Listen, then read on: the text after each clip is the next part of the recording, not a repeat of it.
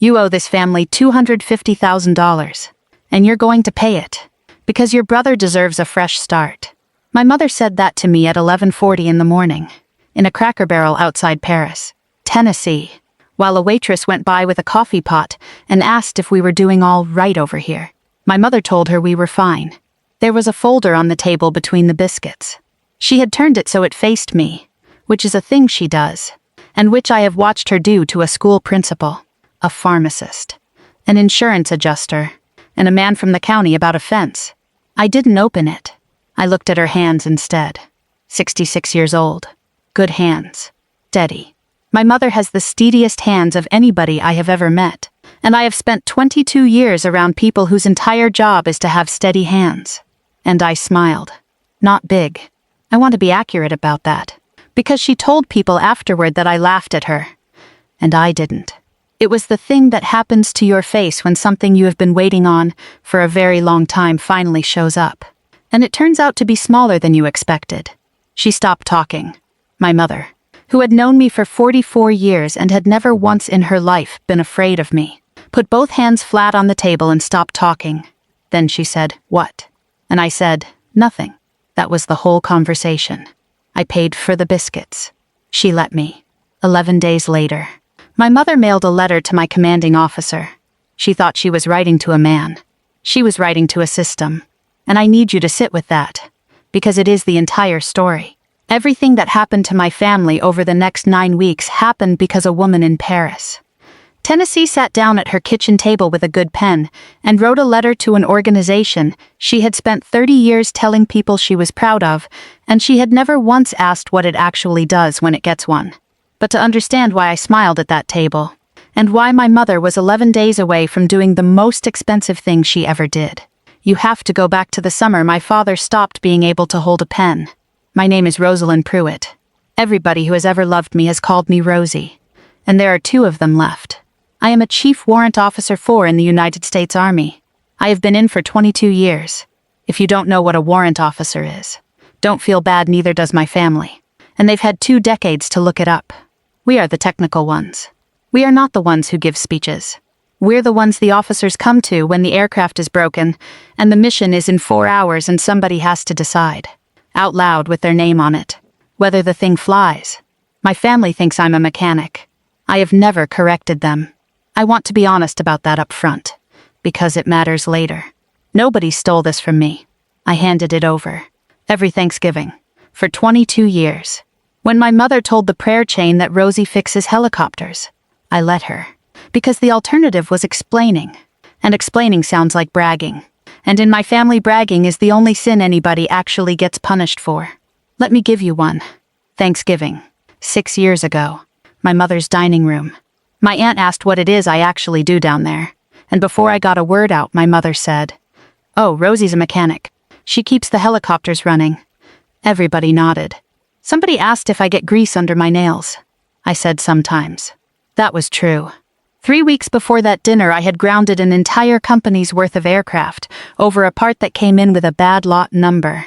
12 airframes. A colonel asked me twice if I was sure. I said yes twice. It cost a great deal of money, and it made a number of people very angry with me, and I was right. I ate turkey and let my mother tell my aunt about grease. You want to know why? Because if I had said the other thing, my mother would have looked at me across her own table with an expression I have known my whole life. And that expression says, "Why are you doing this to me right now?" That's the whole mechanism. That is the entire cost structure of my family. One sentence of truth. Against that face. I paid the face. Every year. For 22 years. And then one summer somebody handed me the bill for all of it at once, and I want you to understand that I had been paying installments the whole time. My father was Dale Pruitt. He flew crop dusters out of a field outside Paris for 27 years. And before that he flew them for other men. Everything I know about being trusted, I learned from watching my father get in an airplane. There was a logbook. There is always a logbook. I was 7 the first time he let me sign it. He picked me up under the arms and set me on the workbench and put the pen in my hand and showed me where the line was. And I wrote something that looked like a fence falling over. He didn't fix it. He didn't laugh. He looked at it for a second and then he closed the book and he said, "Well, now it's real." I have thought about that sentence in a lot of hangars in a lot of countries. That's what a signature is. It is not permission. It is not agreement. A signature is a person saying, out loud in ink, if this goes wrong, come find me. In the spring my father turned 66. His right hand started to shake. It was small at first. It was the kind of thing you could explain with coffee. And he did, for about 4 months. Then it wasn't small. He could still fly a stick as not a pen. A stick you hold with your whole arm, but he could not write his own name on the line at the bottom of the page. And in that business, if you cannot write your name on the line, you are done. So my mother started writing it for him. I want you to understand how that began. Because if you get that part wrong, you get the whole woman wrong. It began at a kitchen table with the two of them and a cup of coffee and a stack of work orders. And she picked up the pen and she said, "Let me," and he let her. That's it. That's the crime scene. There was no plan. There was a man who was scared of being finished, and a woman who loved him, and a Tuesday. She got good at it. That's the part nobody thinks about. Forgery is not a talent. It's a rehearsal. My mother practiced my father's name on the backs of envelopes at her kitchen table for 2 years. The way you'd practice a hymn. And by the end of it, you could not tell. I couldn't tell. I've looked. And then he died. The 11th of August. 7 years ago now. And she didn't stop. Here is the part where you're allowed to be angry at me. I was 400 road miles away at Fort Campbell for all of it. I knew about the shaking. I knew he'd stopped signing. I knew, in the way you know things about your parents, that my mother was doing something on his behalf that wasn't strictly hers to do. And I told myself, in exactly these words, that it was between the two of them. I sent money every month for 9 years. Never missed. I called on Sundays. I drove down for Christmas and for the funeral and for one bad November when he had pneumonia. And I called all of that a boundary. It wasn't a boundary. It was a retreat with a payment plan. There's a man named Hollis Garber who flew beside my father for 30 years. He's 71 and he has a face like a wallet somebody sat on. After my father died, Hollis bought the hangar, paid a fair price. My mother needed the money, and Hollis needed the space, and everybody said what a decent thing that was. There was a swallow's nest in the rafters of that hangar. My father would not let anybody touch it. Not for 19 years. Every spring those birds came back, and every spring my father shut the doors and lost 6 weeks of the only season that makes any money in that business. And every spring the other pilots called him a soft touch. And he took it. 19 years. Hollis kept the nest after he bought the place. Because Hollis is Hollis. And because there are men who understand that some things are not yours just because you bought them. That's the hangar. That's the family. That's everything you need. Now, my brother. Bo is 38 and he is not a bad man. And I need you to hold both of those facts at the same time for the next hour. Bo has started 6 things. Bo has finished none of them. Bo has a son named Cal. Cal is 9. Bo gets him every other week. I found that out at my father's funeral. From a woman at the funeral home with a clipboard. Who was asking who else ought to be listed under family and read the name off a form. Not from Bo. Not from my mother. From a stranger doing paperwork. My brother has a 9-year-old boy and he has never once said that child's name to me in his life. And I want to be careful about how I explain that. Because it isn't cruelty. In our family you do not report anything that can be scored against you. A kid you only get half the time is a score. So Bo doesn't file it. And I never asked. Which is its own kind of not filing. And I have thought about that, more than I have thought about the money. In February, Bo decided he was going to bring my father's business back. But modern. Drones. Agricultural spraying. Precision.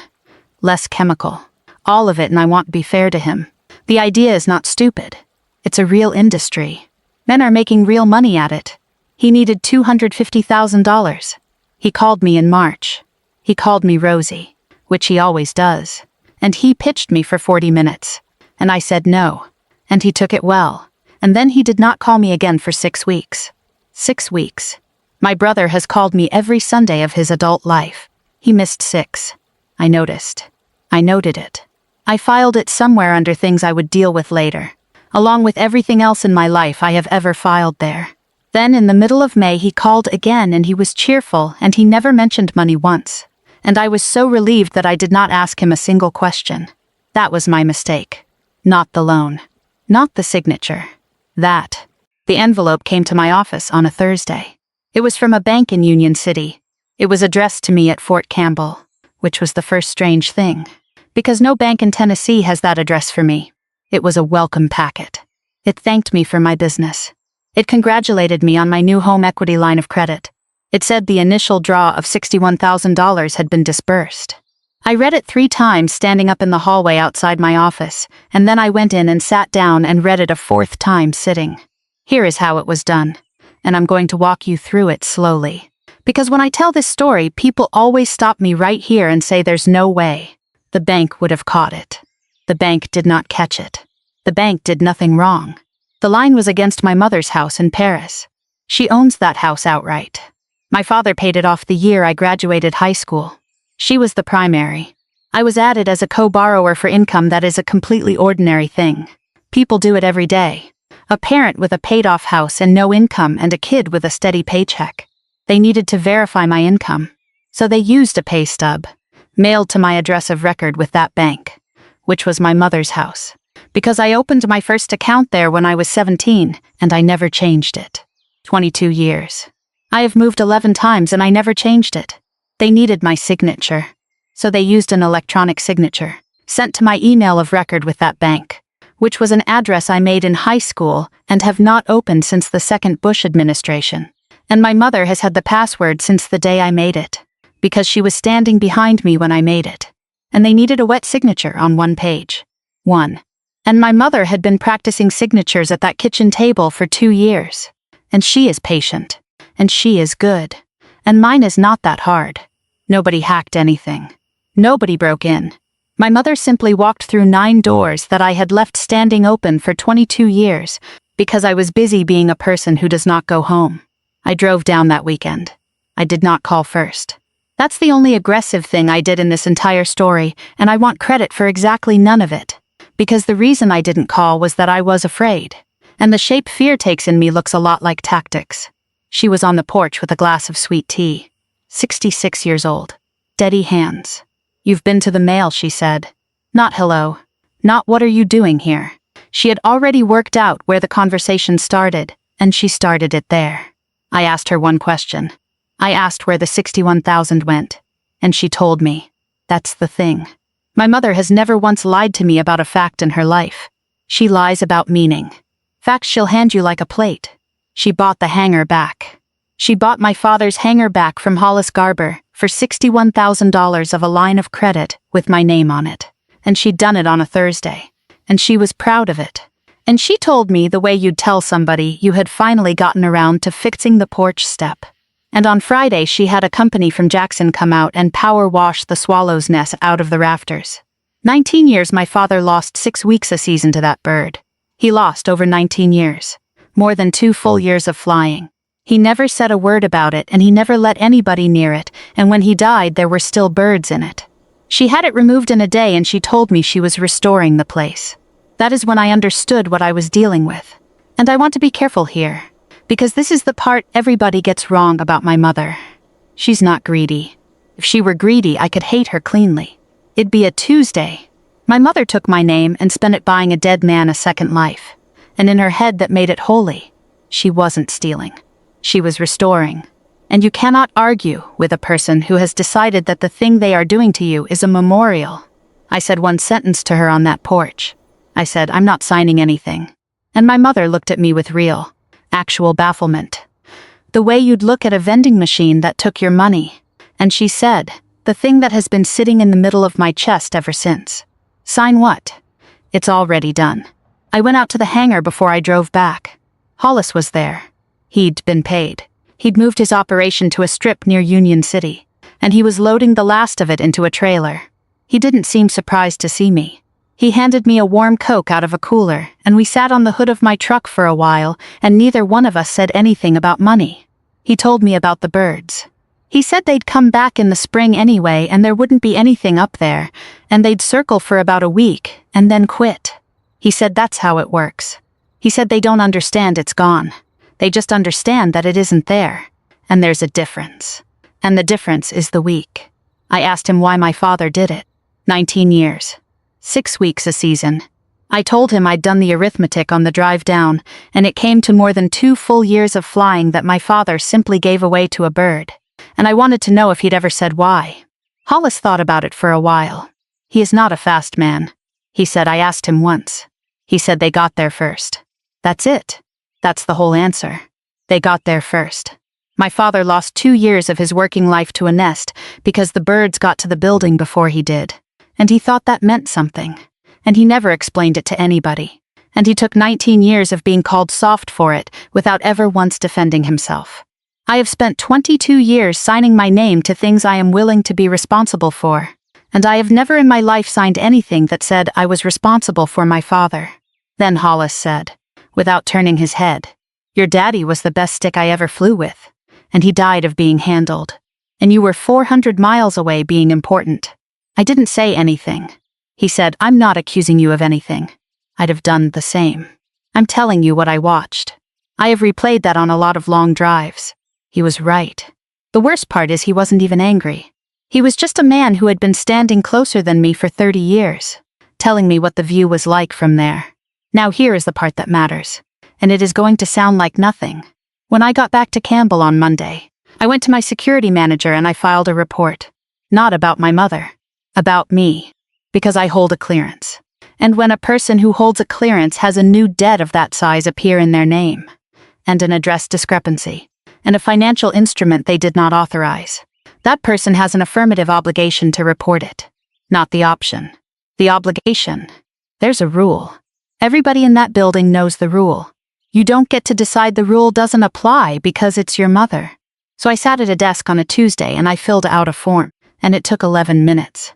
And I did not feel powerful and I did not feel clever. I felt tired.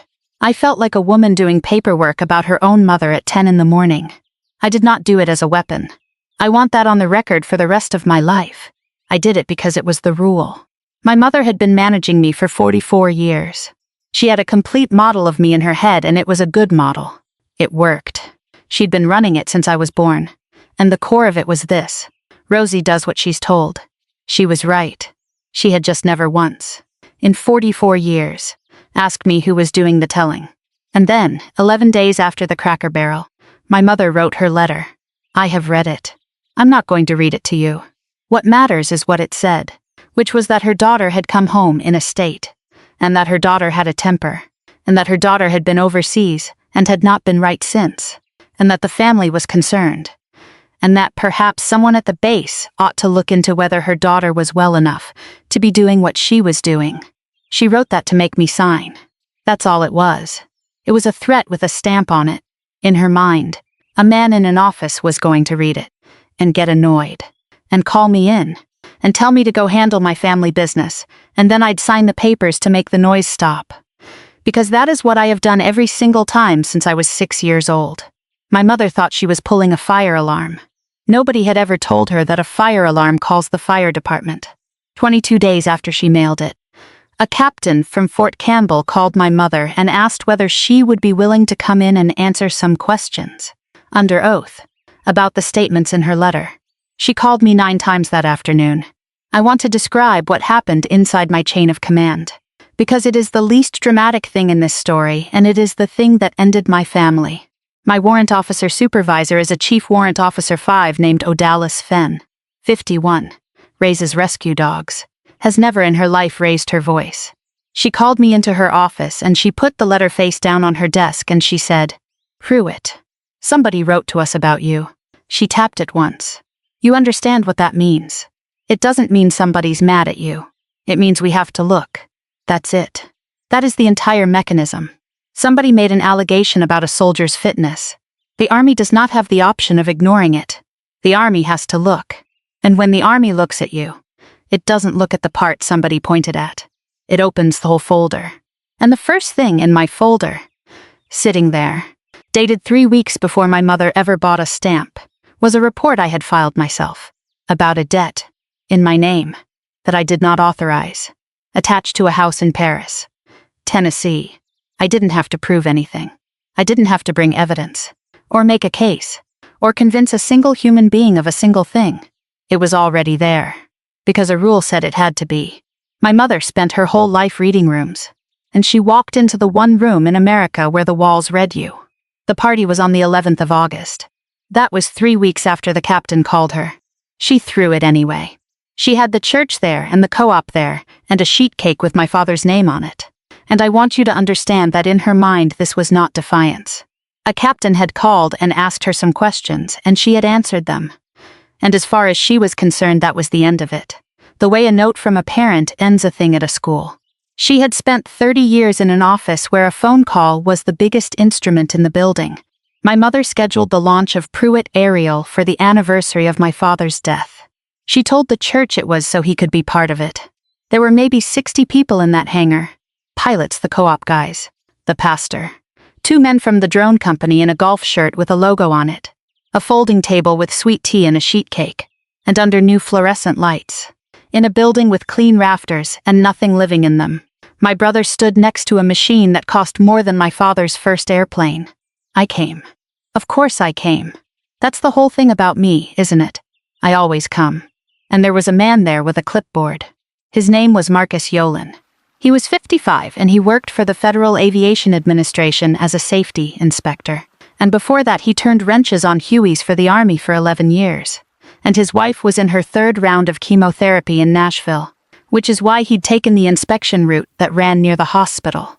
Bo had invited him. My brother invited the Federal Aviation Administration to his own party because he thought it would look good in the pictures. Yolen had been standing in the corner for 20 minutes with his clipboard, doing what those men always do, which is nothing, visibly while seeing everything. He was going through the operator's application. It's a public process. You have to get certified before you can spray a field from the air. The paperwork was in his hand. My mother got the room. She's good at it. She'd had 30 years of practice with this exact crowd. She talked about Dale, and about legacy, and about how proud he'd be, and people got quiet in the right places. And then she got to me. She always gets to me. She did it warm. That's the thing. She did it the way you'd tease a child at a birthday party. She said, and of course we've got Rosie here. Y'all know Rosie. Some laughter. The good kind. And then she said, she's not a pilot, honey. You don't fly anything, Rosie. You just hand the pilots their pens. The room laughed. Not cruelly. It's a joke she's told for 20 years, and it's a decent joke, and they all knew it was coming. Marcus Yolen stopped writing. He clicked his pen once and put it in his shirt pocket. Every crop duster in that building understood what that meant. There is nothing in aviation more frightening than a federal inspector who stops taking notes. Because notes are what he writes when he thinks there's something worth fixing. 60 people went silent inside about 4 seconds, and my mother was the last person in that hangar to figure out why. She had spent 30 years standing in a room full of pilots, and she had never learned how to read a pen. Yolen looked up. He didn't look at my mother. He looked at the application in his hand. And then he looked at the drone.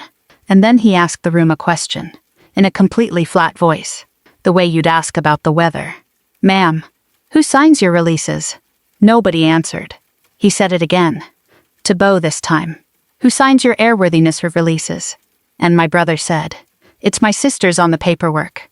My brother had listed me on the application as the operations designated maintenance authority. He'd used my real credentials. He'd looked them up. It's public information rank. Branch Aviation Maintenance. 22 years. He thought it would make the application look strong. He thought it was a formality. He genuinely did not know that a name on that line is not a decoration. And I believe that. And it does not help him at all. Bo's smile went stiff. And then it went out. Yolen turned around and looked at me for the first time. You're Pruitt. Yes. You a 15-1 Alpha. Chief Warrant Officer 4. 22 years. And Marcus Yolen said, quietly to the whole hangar without raising his voice a single decibel. Ma'am, I've been holding your signature for 20 minutes.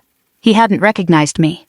He'd recognized my name on a document, on a line that means a specific thing, on an application I had never seen, submitted by people who did not know what they were touching. He didn't recognize the woman. He recognized the pen. And then nothing happened for a while. I want to describe that. Because the silence is the part I actually remember and nobody ever asks about it. 60 people in a metal building in August in Tennessee. The lights buzzing. Somebody's phone going off in a purse and getting shut off fast. A box fan in the doorway that nobody turned off because nobody was moving. The cake sitting there with a knife in it. Marcus Yolen did not say another word. That's the thing about those men. He had already said the only sentence that was required of him, and the rest of it was going to be a process. And the process was not going to happen at a party. He put the clipboard under his arm. He looked around that hangar the way you look at a room you are going to have to write about later. My mother backed into the folding table. The sweet tea went over. Nobody moved to get it. It ran off the edge and onto the concrete, and it kept running for a long time, and the whole room stood there and watched it do that. Because that was easier than looking anywhere else. And Hollis Garber, 71 years old, standing at the back with a paper plate, set the plate down on a workbench and walked out of that hangar without saying one word to anybody. And that not the tea. Not my mother's face that is the moment the party was over. I said one thing that whole night. Yolen asked me. On the record. Standing there. Whether I had signed the document. I said no. I reported it in June. He took his pen back out of his pocket and wrote that down. 4 seconds. It was the only thing he wrote all night. And my mother stood there and watched him do it. And she still did not know what she was looking at. I looked at her when I said the rest. And I do hand them the pen. I just sign first. Here's the part I don't tell well. So I'm just going to tell it. Bo. He found me at my truck. He'd known since June. He told me that standing in the gravel with his hands in his pockets, that he'd found the loan documents in June. That he'd seen my name. That he'd asked our mother about it, and she'd told him it was handled. And that he had decided to believe her. That's it. That's his whole crime. Not the fraud. He didn't forge anything. He believed her on purpose. For 11 weeks. Because the alternative was that the thing he'd been telling everybody about himself since February was going to stop being true. He said, Rosie, I didn't know it was that serious. And I said, you knew in June. And he said, yeah. He didn't argue. Give him that. My brother has lied to me about a lot of things, and he did not lie to me in that gravel. He stood there a minute. Then he said the only thing he's ever said to me that I've kept. He said, I've got a kid, Rosie. And I said, I know. Cal. And my brother looked at me like I had hit him. Because he had never told me. Because he had spent 9 years assuming that if I knew, it would go in the file. The way everything in our family goes in the file. And he had been protecting that boy from being a line item. And it had never once occurred to him that I already knew, and had been doing the exact same thing from the other direction for 9 years. We stood in the gravel not saying anything for a while. That is the closest my brother and I have ever come to a conversation. My mother. She came out about 10 minutes later and she was not crying. I want that understood. She was furious. And she was clear. And she said the truest sentence anybody said that whole summer. I gave you everything I had. And I got a stranger. I asked her one question. I asked if she had ever, one time, looked at the last page of the logbook. She didn't know what I was talking about. I could see it. She wasn't performing. She was genuinely confused. And that is when I understood that my mother had signed the front of that book for 2 years and never turned to the back of it. Not once, not in 7 years of owning it. Because it did not occur to her that there was anything in there that wasn't hers. Then she said, your daddy would have signed it. He'd have signed it for Bo in a minute, and you know it. And I said yes. He would have. Because that's true too. That's the part I can't get out from under. My father would have signed. He'd have signed anything for anybody who asked him nicely. And it would have gone badly. And he'd have done it again. And that softness is the only thing about him I have ever loved, and it is also exactly what killed him. My mother thought she was winning that exchange. She thought she'd caught me. She had no idea she'd just told me why he wrote what he wrote. And here's where I have to be honest with you. Because I've told this story enough times to know what you want from me right now. You want me to have an answer for that. I don't. She wasn't wrong. She did give me everything she had. That's what makes it a tragedy instead of a crime story. Everything she had was not a good thing to be given. And she doesn't know that. And she is 66 years old, and she is never going to know that. And there is no version of this where I get to explain it to her. Hollis. He called me a week later. He said one thing and hung up. He said, I'd have sold it to you. That's the one that got me. Not the letter. Not the hanger. Not my mother in the gravel. A 71-year-old man on a bad phone connection telling me that the whole thing could have been avoided if I had ever once. in 7 years. Picked up the telephone and asked for something. So here's what I actually think. And it's not the clean thing. Everybody wants this story to be about a woman who stole a signature. It isn't. My mother did not steal my signature. A signature is just a shape. Anybody can draw a shape. What she stole was the promise underneath it. When I write my name on a line, 12 people get in an aircraft. That's not a figure of speech. That is the literal transaction. My name means if this goes wrong, come find me. It is the only thing I own that is worth anything. She took the only thing I own that means I'm willing to be found. And she spent it on a building. And the reason she could is not that she's a criminal mastermind. She isn't. She's a retired school secretary with a good pen. The reason she could is that I left 9 doors open for 22 years and called the distance a boundary. You can't leave. That's the thing nobody tells you. There is no distance. 400 miles is not a boundary. A monthly transfer is not a boundary. A boundary is a sentence you say out loud to a person's face while they are still in the room and still angry. And I never said one. Not once in 44 years. And everything that happened to my family happened in the space where that sentence should have been. I didn't get robbed. I got billed for the sentence I never said. Hollis brought me the logbook. He'd had it since he bought the hanger. It was in a drawer of a tool chest and he'd never gone through the drawer. Because it was Dale's drawer. I sat in my truck in a Sonic parking lot in Paris, Tennessee, at 9 at night, and I went through 27 years of my father's handwriting. It's beautiful, is the thing. Nobody tells you that about logbooks. Every entry is 4 or 5 words. Wind out of the south. Sprayed the Kittrell place. Ate lunch in the truck. 27 years of a man saying almost nothing. On purpose. In a book that no one was ever going to read. There's one from a spring when I was a kid. Rain. No work. Verna good. There's one from the week I shipped to basic training. Hot. Sprayed the Dunlap corner. Rosie gone. 2 words. That's what I got. And I sat in that parking lot at 22 years of distance from that sentence, and I want to tell you I would trade every commendation in my file for a man who wrote 2 words about me in a book he was certain nobody would ever open. That is what a private person costs the people who love them. I know because I turned into one. And then about 2 years from the end, the handwriting changes. It's not dramatic. If you weren't looking for it, you'd never see it. It gets rounder. It gets neater. My father's writing was a disaster his entire life, and suddenly, in the spring of the year he turned 66, it becomes the handwriting of a woman who spent 30 years filling out attendance sheets. 2 years of my mother, writing my father, in my father's book. Page after page. Wind out of the south. Sprayed the Kittrell place. She was so careful. And then on the last page, there's one more entry. It isn't a flight. It's 4 words and a name. And it is in my father's own hand. And it is barely legible. And the pen went through the paper in 2 places because he was pressing that hard. Rosie don't sign for me. My mother had that book in a hanger for 7 years. She signed the front of it for 2. She never once turned to the back. He wasn't warning me about him. He was warning me about the habit. He watched it start at a kitchen table, on a Tuesday, with a cup of coffee and somebody saying, "Let me," and he was the first one it happened to. And he knew he wasn't going to be the last. And he could not hold a pen well enough to say it in a sentence. So he said it in 4 words. And then he closed the book. And 11 weeks later he was dead. And my mom put the book in a drawer. Here's what happened to everybody.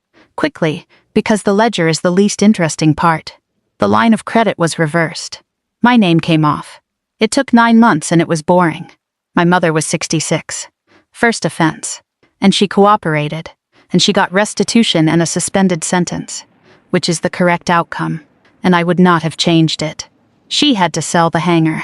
She had to sign it away herself, in her own name, in front of a notary in Paris named Delia Voss, who is 34 and studying for a real estate license at night, and who did not know any of this, and who did the exact thing that notaries do. "Ma'am, I'm going to need to see your license." My mother had to prove she was herself. That's the part she cried about. Not the money, not the sentence, not the church. A woman asked her for identification, and she had to sit in a folding chair in an office on the square and prove, with a document, that she was Verna Pruitt and nobody else. I wasn't there. Beau told me. Pruitt Ariel never sprayed an acre. Bo spent the next 2 years loading chemical for the man who bought my father's hangar, which was not Hollis, which was a company out of Jackson that does not know who Dale Pruitt was. Physical work. Bad hours. He never asked me for one thing in those 2 years. And that is how I knew. My mother and I have not spoken. Not once. That's not a dramatic decision. It's just what happened. I don't have a speech about it. She's alive. And she's in Paris. And she's 8 hours of driving from being forgiven, and she has never gotten in the car.